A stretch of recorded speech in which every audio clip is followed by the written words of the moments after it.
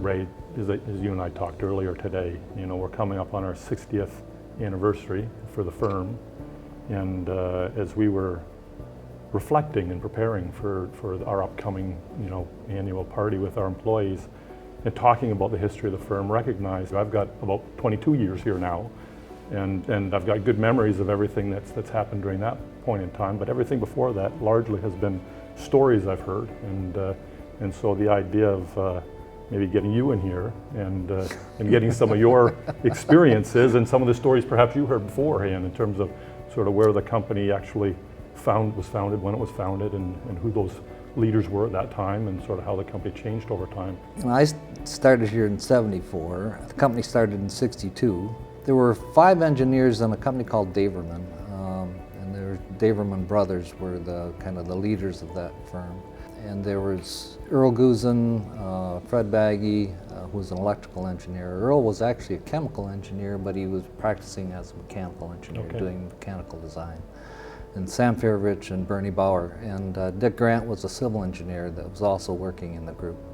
And they had been talking about going off on their own.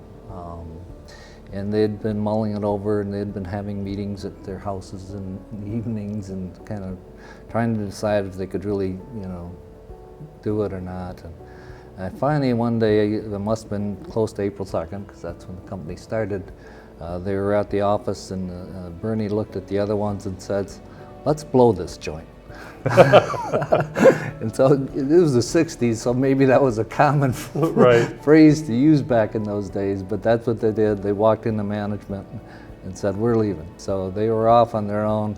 Dick actually wanted to go back and get a master's degree at U of M in civil engineering, so he didn't join them initially. He joined them a couple years later, but those 4 started off on their own. And they didn't have a single client. They just walked out the door. And their first office was over on Kalamazoo and Alger. Actually, there's a street called Nelson that comes in at a 45-degree angle, so there's actually a wedge where there was a 1-story office building. They got there and they had their first day, and one of the neighbors came over at the end of the day kind of as a welcoming gesture, had a platter of a shrimp cocktail. Okay. And so they broke out a bottle of booze, and they had shrimp cocktail and a drink to celebrate their start of their company. And then they started calling their clients that they'd previously been working with, and the work started within a few days coming in the door. And they then moved to a location that was just east of Spectrum Hospital, Butterworth then, right at the top of the hill on Michigan Street. Okay. Just probably to the west of where the Meyer Heart Center building is right now, between Barclay and Lafayette. They were next to a firm called Williams and Works. They're both kind of together in that group. And they were there probably 3 or 4 years, but then they moved down to 2920 Fuller, which is right below Plainfield, where the Plainfield and Fuller intersect. Is that where they were when you joined? That's where they were when I joined, and they occupied the north half of the lower bottom of that building. And there were about 40 people that were there at that time, so a relatively small firm, but we were growing steadily. The civil group actually ended up moving to the south side of that building. We occupied about 2/3 of the south side at one point, and then we actually even took a little corner of the next floor up in the northeast corner as we began to kind of expand into that building. We got up to about 1980, and 1980 was a horrible year. Oil embargoes and things of that nature, inflation. Very difficult for the AE industry. We dropped from about 75 people down to 32. Wow. It was the only year in the history of the company that we actually lost money. We didn't lose much, but we did lose a little, and the principals were required to kind of ante up a little bit more, because the bank required us to show an increase in equity every year in order to maintain our line of credit. Right. So we were able to do that and got through that point, and then basically have had steady growth since then. Our main client at that point in time probably was Meyer. They were close to 50. When you got there, they were already working with Meyer? That was a huge element. It's probably 50% of our workload. Wow. We were working for WBDC at that time.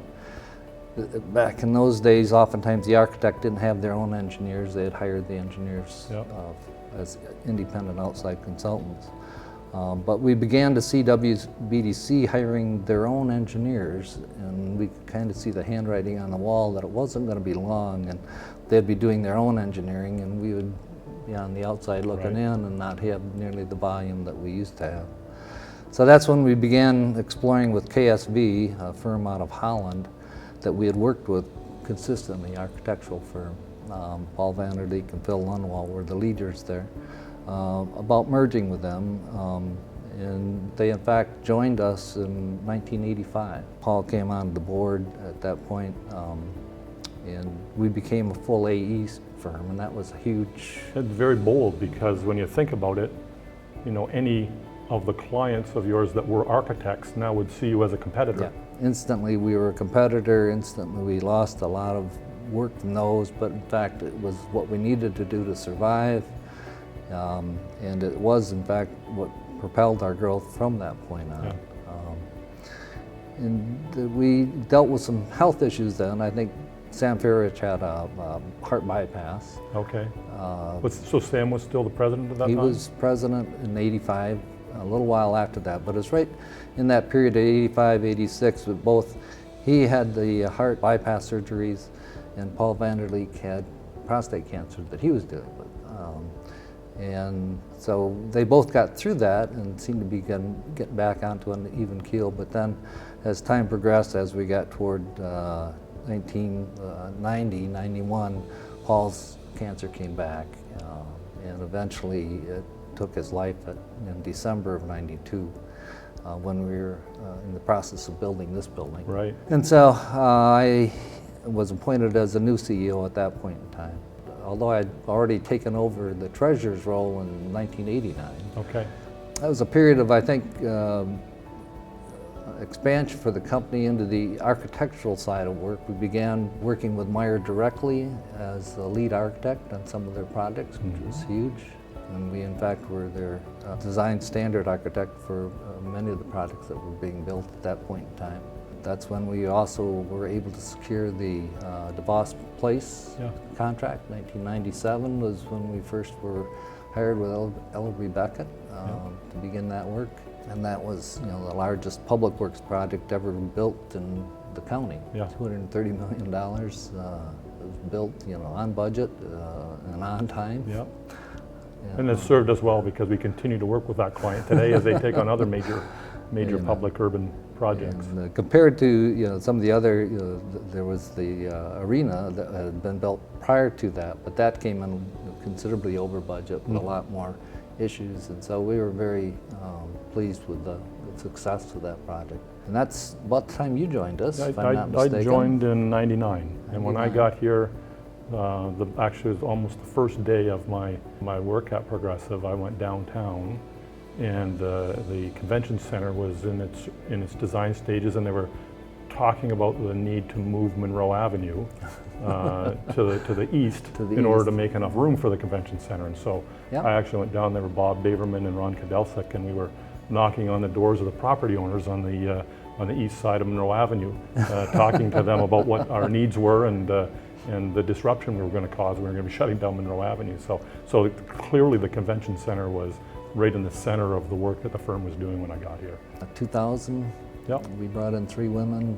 First time in the history of the company that we had women on the board, much more diverse than what it had been in the past, and I think that was a positive step too. Yeah, I think that's when you joined the board as That well. is when I joined the board, yeah, and as I look at the model that you used at that point, where you created real clarity in terms of who's up next by putting us on the board, and then very purposefully transitioned through and used the ESOP and the Board of Trustees as a vehicle to then transition ultimately the ownership alongside with the leadership, and worked very well. And as we begin to think about moving from G3 to G4, we're looking to see, okay, so what lessons might we borrow from what I would say was a successful transition back in the early 2000s. Yeah, this industry is a strange one because transitioning leadership is very difficult typically. Usually only about 1/3 of the firms can successfully do it. Yeah. And we've done it now 3 times basically. Right. So, Right. So I think we've maybe learned some lessons along the way. Absolutely, and how might we borrow those the best ideas, right? Yeah, and then at that point in time, I was the CEO, the CFO, and the chairman of the board, Yep. which is way too much responsibility on one person's hat, basically. And so it was 2004 that we decided to transition to use the new CEO. Yep. I continued on as chairman and CFO Yep. until 2009. I think I dropped the chairman's role and ended up keeping the CFO role for a while longer, but up until basically I retired in 2015. Yeah. But I went to a limited schedule at 2010, but for What was 5 your years. total employment here, Ray? How many years? 41 years. 41 years. Wow, 41 spectacular. years. Was this your first place of employment outside of graduation? Yes. Right out of law First school. and only. First place I came to work.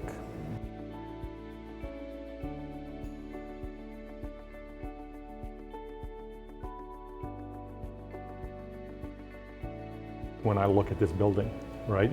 So I did a little bit of research around sustainability just to know when, the USGBC, for example, was first formed, and it was actually after this building. It was '93, and I look at this building, and I look at how it's sited on this wetland, and you've told the story in terms of the bridge, and why don't you sort of give us a lens in terms of what the design thinking was at the time? Well, obviously, the intent of this building was to showcase simple materials that are effective in their placement, and we wanted to expose all of the systems that make a building function. That's why they aren't covered up with walls or ceilings. They're all exposed. The concrete is just polished concrete. It's not marble or something of that nature. So there was a definite intent to kind of integrate this building into the surrounding that's here. I mean, even the steel structure in the entranceway is meant to reflect the oaks that are beyond it. It's kind of like the tree that's holding up the roof of that atrium area. So very much was in mind to have something that was environmentally friendly. I mean, I think that was one of our goals as a company even back then. To be respectful of the environment, to blend with the environment, to work with the environment as opposed to destroy the environment. Yeah, and again, it's evident when you look at the site. As I look at how the building's situated adjacent to the wetlands, the bridge being constructed rather than grading all the the landscape down to make nice flat entries. Let's preserve it and sort of celebrate it and create that sort of grand entry with the entry bridge. And so this building was built, the first phase was built in '92. '92. And so again, USGBC didn't really start until '93. In terms of some of the history of sustainability, I think sort of William McDonough is sort of one of the leaders. I think Cradle to Cradle was one of the books he wrote. And then what I would say is probably when I got here in '99, real momentum was starting to build around sustainability, around LEED and LEED certification, and the firm really embraced it. We had the first in the state of Michigan, Director of Sustainability. The firm took a very proactive role in educating our own employees, but then recognized it wasn't enough for us alone to be knowledgeable without our partners in construction, in some cases owners, and so began holding classes for teaching the LEED accreditation for our other partners in the construction industry. And we had the good fortune, I think, in Grand Rapids really embraced it. I think at a time, I don't know if it's still true or not, we had the highest LEED buildings per capita in the United States. So because of people like Peter Wegge, and Steelcase, that truly embraced the whole idea of sustainability and their philanthropic contributions to a lot of the buildings in our community. And then sort of moved from this idea of a director of sustainability to the belief that long term, rather than having one person being the point person, we'd be better off investing that skill set in all of our designers and teams. And so really began to move to a much more integrated approach towards sustainability. And it's still absolutely alive and well, but we are beginning to see other initiatives that are actually catching up too. The whole idea of well building now is another area. It's sort of an outgrowth. I mean, it had been around. I think the whole COVID thing has sort of accelerated its presence in the marketplace, and it focuses not just on sustainability, but on the health and well-being of the occupants of the building. And so again, it furthers a lot of the things that are in LEED related to, say, the materials that are used, off-gassing of adhesives and things like that, but more in the interest of the health of the occupants. And there's some things that actually compete with the energy efficiency goals of LEED, because when you think about air quality, in a lot of cases they want more air exchanges, more fresh air. Yep. That might not be as energy efficient, so you've got to look at these trade-offs. But again, we've invested in our people, in developing the knowledge and the certifications necessary for us to practice and serve our clients in that area as well. So I think it's an important part of who we are, and will continue to be so. And I think the good thing is the marketplace is asking for it. So it's not something we're not trying to push a rope, so to speak. No, plus it's good for the environment in the long run. I mean, we've got to be respectful of this planet that we're on. Absolutely.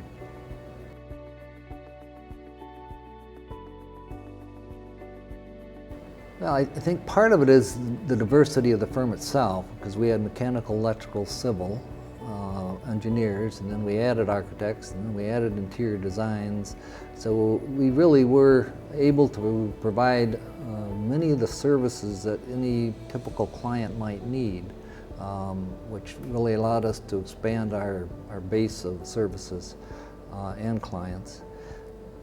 I think it allowed us to get through some of the downturns, because when you have downturns, some clients will wane in their activity, but others were picking up for whatever reason. And we were able to shift our focus from one to the other and still maintain our viability as a firm.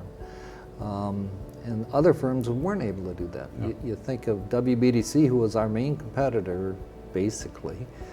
Many of our staff early on would leave us to go to WBDC, which is rather frustrating. But they grew from similar in size to us, 60, 70, 80 people, up to 300 people. We were still in probably the low 100, 110, something like that. But then when 2000 came, and those big, huge projects that they had been relying on to keep them busy and keep all their staff busy collapsed, they also collapsed. They didn't have the wherewithal or the capital to sustain themselves. So I think, we continued right on. We had some maybe lean years, but we never had, there was only one year in the history of the company that we didn't make a profit. That was 1980. And I'm sure that's the case since I've left. Absolutely. So, we built a very sound financial base to the company that allowed us to weather through those downturns. There's always downturns in the economy that affect our industry probably much more so than some others, because when things are tight, people don't build. And when they don't build, then there's not architectural and engineering services to be done. I mean, you think back over my career, 80, 81 was bad. 87, we had 15% interest rates. It was horrible. 92 was another period with just about no building going on. That's why we built this building at that point in time, because nothing was going on, and we were able to get phenomenal pricing from the contractors and very good interest rates from the banks. And then 2000 was the dot-com bust, and then 2008 was the mortgage fiascos. So, it seemed like every... Add 2020 to that, Ray, when we had COVID and sort of a next. So you have to be able to have the financial security to weather through those downturns, and I think creating the ESOP back in 1994 allowed us to financially stabilize the company. We were able to basically add funds to the ESOP that would then invest in our stock, which would provide capital to the corporation. In a matter from probably 94 when we started to maybe 95, we were essentially out of our line of credit.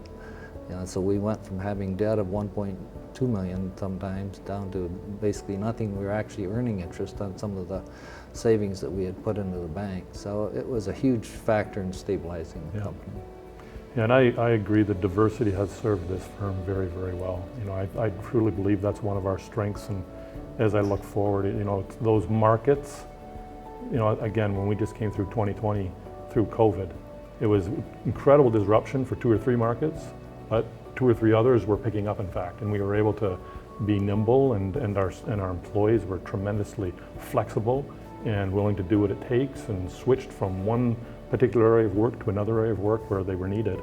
And it really allowed us to weather the storm. In fact, I don't say this very loudly, very often, but we actually had one of the best years in the history of the company. In fact, the best year in the history of the company in 2020 during COVID. And so, and I think the other really good thing about that is from a stability standpoint, I think one of the strengths of the company is the company isn't about any one person.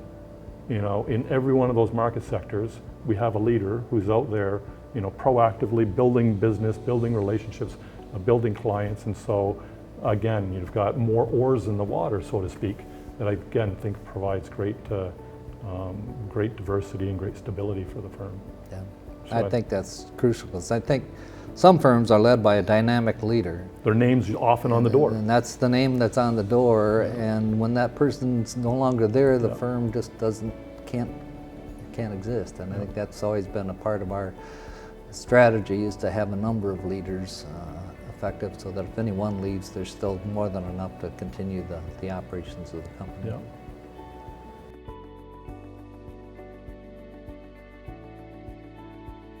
The core values that we were committed to back then was design that improves the quality of life for humanity, client service, preserving the natural and improving the built environment, professional integrity, honesty, mutual respect and teamwork, enjoyable work environment, balance between work and family, and profit is necessary but not primary. Those have evolved, I think, a little bit over time, but I suspect a lot of, where you are at today kind of started from some of these. And I think that's absolutely right. When I look at what the core values are today, I agree, Ray. A lot of them came from that foundation, and I think they're consistent. I think the one that we use today, we talk about trust, right? And rather than saying honesty and integrity, those are all the things that are necessary to engender trust, right? It's with one's character, and so we looked at what's the outcome of doing those things well, and it's building trust. And today, again, we're reinvesting in the Stephen Covey Speed of Trust initiative. You were here when we did that the first time around, and that was a very enlightening book, as I recall.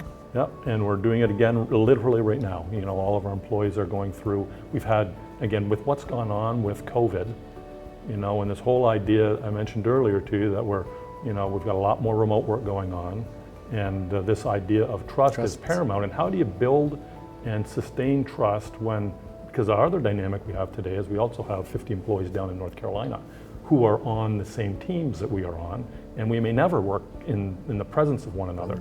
So this whole idea of how do you build and engender trust with people that you're no longer necessarily sitting beside or working elbow to elbow with. And so this idea of going back and revisiting those principles and those behaviors, it's always been important to the firm, and we continue to be committed to it and developing those capabilities that we think will strengthen our performance long term as well. Yep.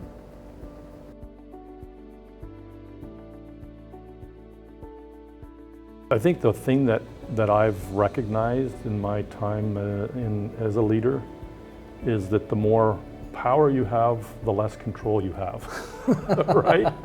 If you think about it, when you start in your career, there's a lot of things that you do are within your realm of control and your knowledge, but as you grow and your scope of responsibility grows, then your dependence on others and their ability to do their job grows until you get to a point where, and it's funny, I think about this often, I'm often going to clients and telling them, about the great things our firm has done and the things we can do, and making commitments to deliver on a project or a promise, and I can't do any of what they're not hiring me. They're hiring all the skill sets of all of our employees, and you become incredibly dependent and vulnerable to their skills and their abilities. So this idea, the more rank you have, the less control you have, is sort of my learning in terms of leadership, and therefore surrounding yourself with really good people And I always say, people surround yourself with people that know more than you do, and then empower them to take you to where you want to get to. Yeah, there's no question that in our industry in particular, it's people that are our work product. We don't have machines that are turning out cars or widgets. We have the incredible versatility and imagination of our staff. And so it's how you treat people. I mean, treating them with respect, integrity, fairness, and just acknowledging them as you go by. I'd often be working at night and make it a point before I left to wander around the office to see if anybody else was trying to finish up projects and thanking them for being there and getting those jobs done. Certainly thanking the people and appreciating the work that they're doing and respecting that work is huge in terms of having people wanting to work for you and be, I think I read someplace that the most important relationship you have in terms of your job satisfaction is your respect for your boss.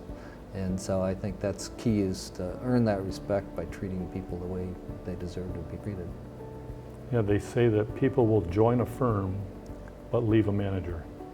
No doubt. Because when they're coming in, what they know is what they see, and that's from the outside looking in.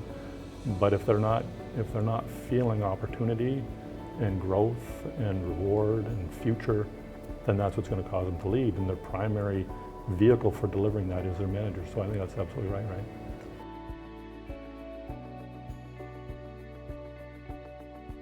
I got a feeling that Sam and Bernie and Dick, those are the three that continue on. Earl retired relatively quickly after the firm was formed, and Fred Baggy left maybe 4 or 5 years later. But those three would be astounded, I think, to see where we've transformed from, when they started, they were working for architects, and we're very much a behind-the-scenes kind of a company, not dealing directly with owners. And to see the evolution to where we are now, where we are literally taking some leadership roles on some very, very major projects, and very much more visible in the community, and having much more of an impact on the community. It's kind of exciting to drive through town and say, those buildings are the buildings that we've helped this community erect. It's quite astounding. Yeah, I didn't know, the only one of the founders I knew, I had the privilege of knowing, was Sam. Okay. And really enjoyed Sam. In fact, I remember, when Sam had his "I Ain't Dead Yet" party. Yes, So I remember that one. Sam, everybody goes to these funerals and they see, people celebrating one's life, and yet the person whose life they're celebrating is never there. And so Sam thought, to heck with that, I want to be there. So he had a "I Ain't Dead Yet" party, and a few years before his passing, and I remember Sam being in here maybe for a holiday party or something, and he had shared with me, he said, "Brad," he said, "we never had any idea that this is what this was going to turn into," and it's wonderful. It's wonderful that we've been able to take what they started. I've always said, one, it's not listed in our values, but I believe a real value of this company, and Ray, you absolutely embodied it. I do my best to as well, and that's this idea of stewardship, right? I've often said to people, I'm not the entrepreneur that started this company. The cohort that I lead with didn't start this company. We have the good fortune to be in the roles that we're in today because of people that came before us and the work that they did to allow us, to come in, and we have this obligation, I feel, to take what was given to us and to make it better, and then to prepare it for the next group of professionals that want to come behind us and have an aspiration to not just practice their profession, but to grow a business. And I think that's something that this company's done, I think, a great job of over the 60 years it's been here. And I'm hopeful that we can continue to do that, and that the professionals behind us that are earlier in their careers have the same kind of aspirations to take this thing forward. And and I get to sit in your chair and look back and see what awesome things this company continues to do. Well, I think we've had a history of having young leaders when they initially take it on. I mean, I was 42, you were 38, 39. Yeah. And obviously Sam was probably in his mid-30s when they started the company, I suspect. So I think that youthful leadership gives us a lot of energy to kind of keep that growth propelled and going forward. Plus, we put in place, I think, a lot of the foundation to this corporation, that it's solid to be able to weather some of the downturns that we have in our Downturns, transitions, I mean, the financial foundation that this company has is probably second to none. And therefore, the vehicles we've put in place, and from a governance standpoint to provide for that again, succession, I think are wonderful. It's just a matter of having the people who aspire to lead and aspire to grow, and finding them and helping them be successful. It's been a wonderful journey, and I'm incredibly appreciative of this firm and the things it's allowed for me and for our family, and I really do see this as an extension of our family. You know, having been here now for, I guess, 23 years. 23 years. 23 Going years on now. 23. So it's exciting. It's exciting that the company continues to do as well as it ever has, and I think there's lots of opportunity ahead.